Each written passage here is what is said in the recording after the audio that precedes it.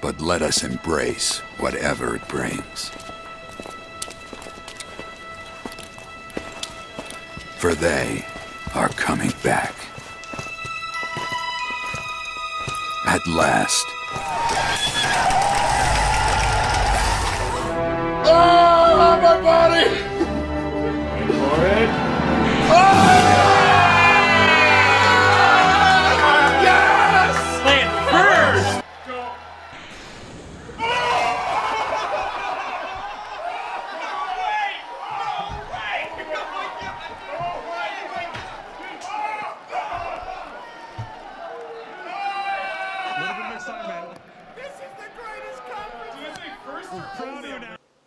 You happy now? So, after years and years of clamoring from fans, Square Enix is finally giving us the remake of my third favorite Final Fantasy game, 9 and 6.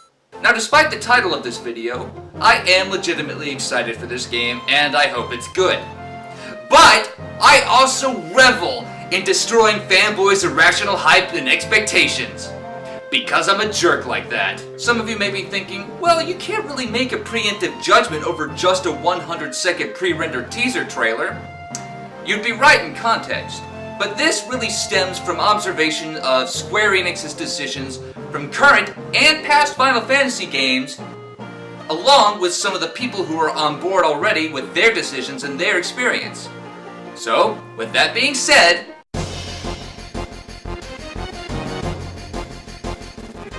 Number 1! Gameplay and combat! Final Fantasy VII was a pretty big game for its time, but the engine it ran on had to make for some corner cutting in the graphics department. We're all familiar with the PS1 RPG template, pre-rendered backgrounds with blocky polygonal characters transitioning to a full 3D combat scenario, usually with an ominous noise and dissolve accompanying it. That was a main trope for RPGs back in the day, but if it ain't broke, don't fix it. GG, let's call it a day. Fast forward to the present and you'll notice that RPGs today don't fit in the same peg as it did back in the late 90s and early 2000s. You couldn't blame them either. When you're presented with an opportunity to make a new game on a system with almost 4,000 times the memory capability as its ancestor, you'd want to stretch your legs and see what's at your disposal. Here I am babbling, but what I'm trying to get at is that Final Fantasy VII is going to get a major visual overhaul, which is not only going to affect how the game looks, but how the game plays. Cities and landscapes will be scaled up to realistically match its proportions of how they should actually look like and comparatively scaling it along with the characters.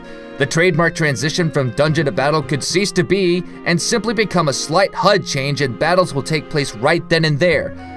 But most importantly, and this is what may sell or dissuade most of you, is that it's been confirmed that the battle system is no longer the tried and true method of having characters on one side of the field and the enemy on the other using the active time turn-based battle system, and is instead real-time where you control just one character and the rest are guided by shitty AI, following the lead of Final Fantasy XV and Kingdom Hearts. Hey, Square Enix, remember how in Bravely Default where you made the combat a callback to the old school RPGs back in the day and everyone praised the shit out of it? Myself included?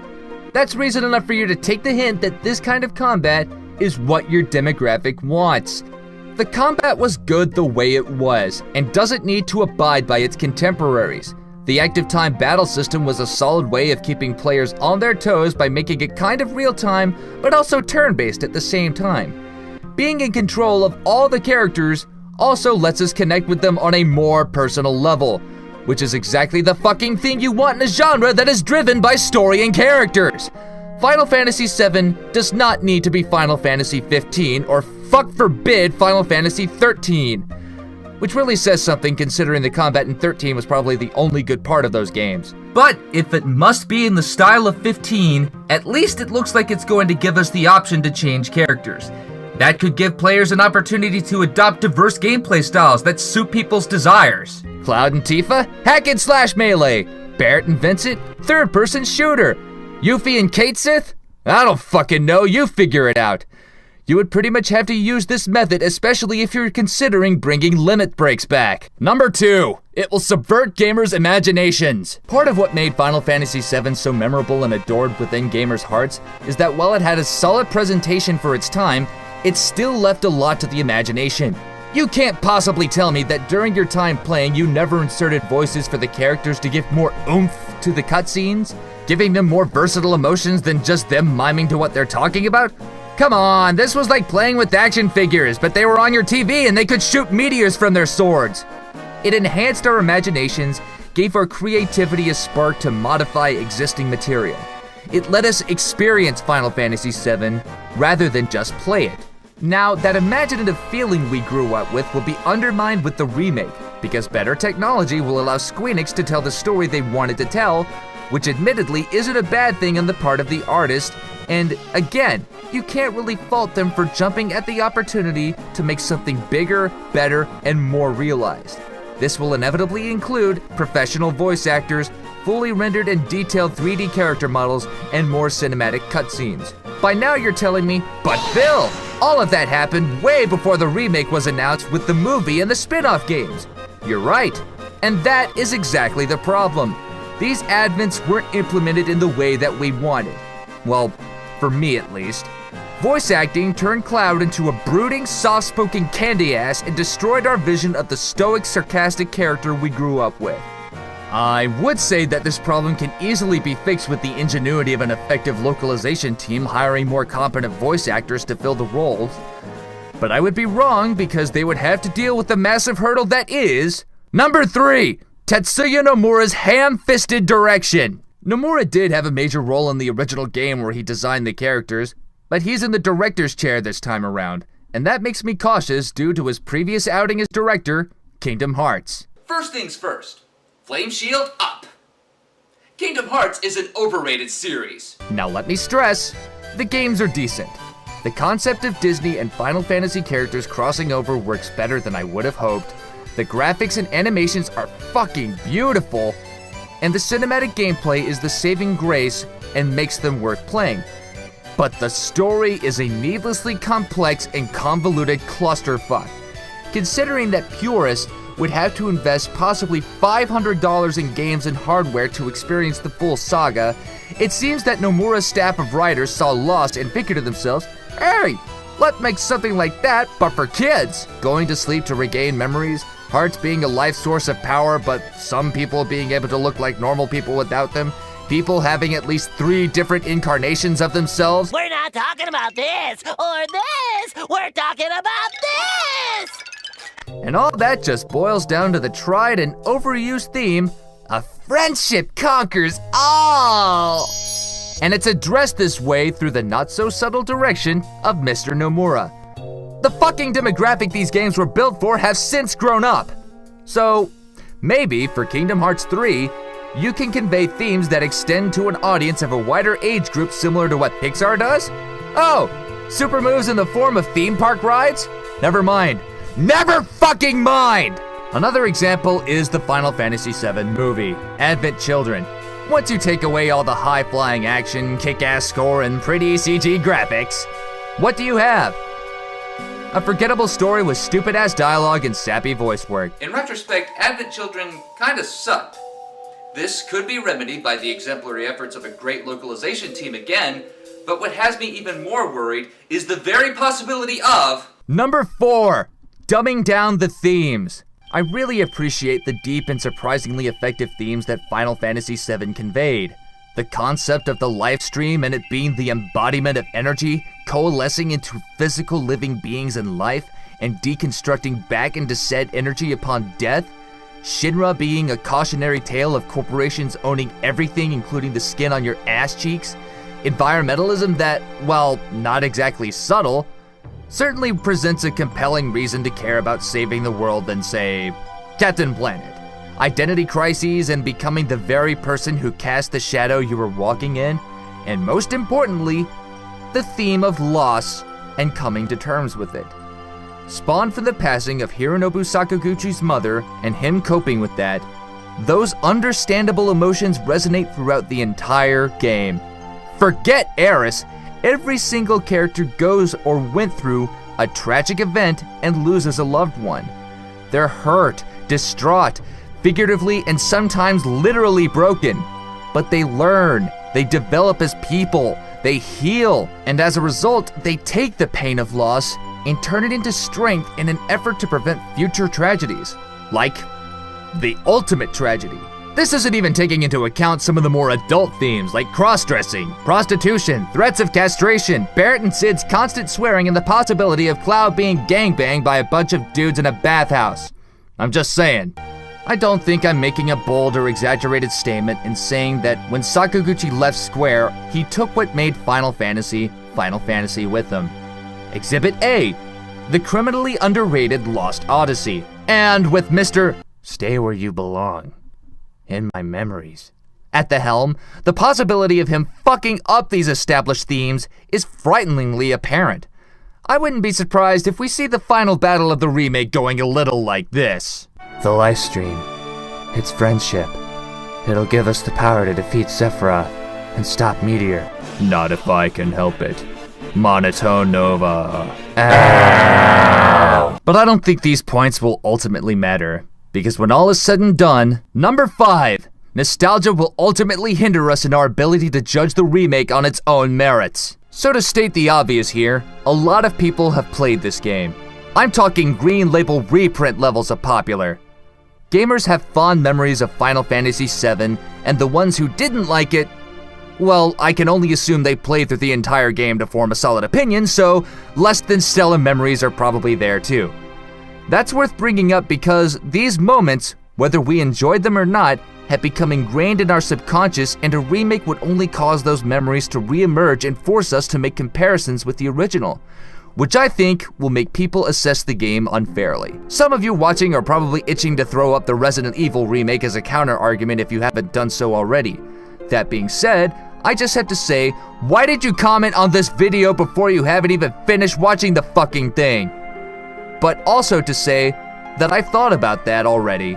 Resident Evil for the GameCube is a fantastic game and is a prime example on how to do a remake right. But there are a couple factors to consider. The span between the PS1 and the GameCube games was only one console generation, or 6 years.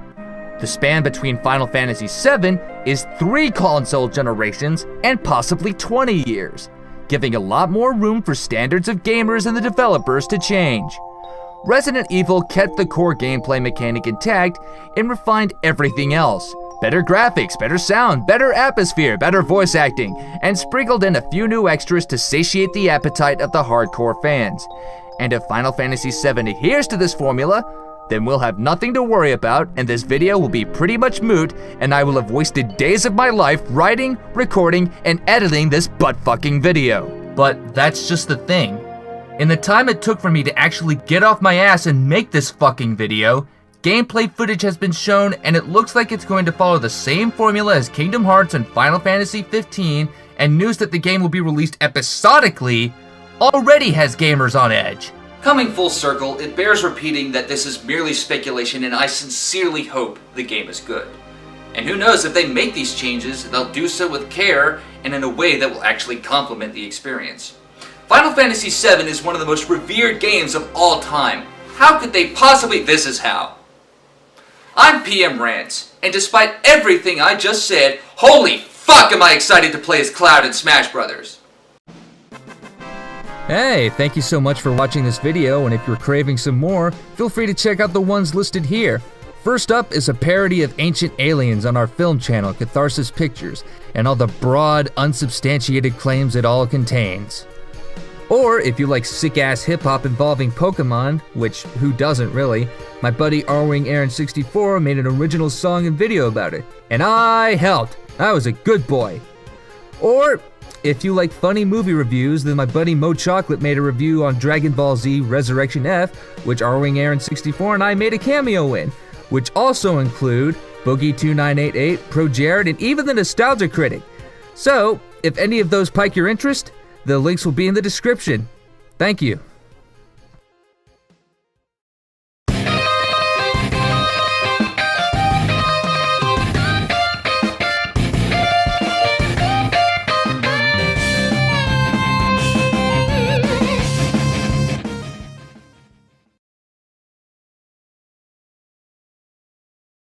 Really stems from observation of Square Enix's decisions from current and past Final Fantasy games along with some of the people who are on board already with their decisions and their experience.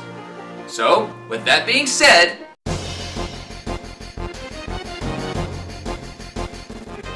Number 1. Gameplay and combat.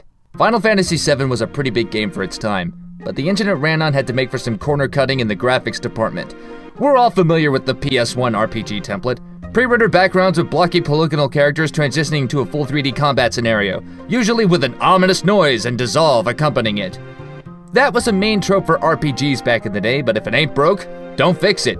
GG, let's call it a day. Fast forward to the present and you'll notice that RPGs today don't fit in the same peg as it did back in the late 90s and early 2000s. You couldn't blame them either. When you're presented with an opportunity to make a new game on a system with almost 4,000 times the memory capability as its third favorite Final Fantasy game.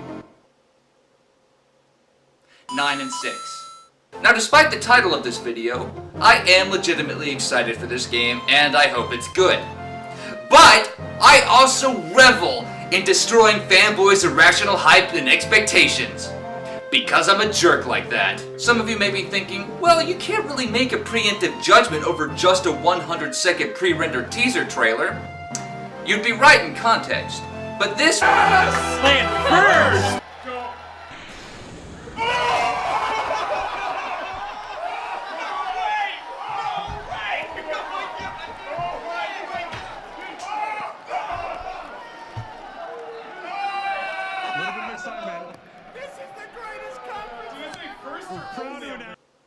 You happy now? So, after years and years of clamoring from fans, Square Enix is finally giving us the remake of my... But let us embrace whatever it brings. For they are coming back. At last.